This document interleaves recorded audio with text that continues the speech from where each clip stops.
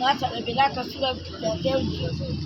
کړی دی هله بلا کسوره دا ماشومان ویشتي دي نما دې د دوی په غور وشي نما دې د دوی تپوس وشي چې د دې څه قصور دی کوم قصور دی ویشتي نو بلا کسوره زما د بچي سره اوبه خړې خړې کولي اخر وشوه چې په کوټو ورته راوختل ماشین یې راځوړاندې کې مې ګوزه قانیوله ویې شوې نو بلا کسوره زما د دوی سره ظلم او زیاتۍ وکړو بچي به راوویشتل د کوره بې کوره په بل بې مې په غر کې اوسېږي بل بې مې په ډاګوسوت کې اوسېږي د ده د لاسه ته د ده د لاسه لس روپۍ خیر راکړو دی په ملک جیداد کې ناست دی زر زیره به ځمکه یې ده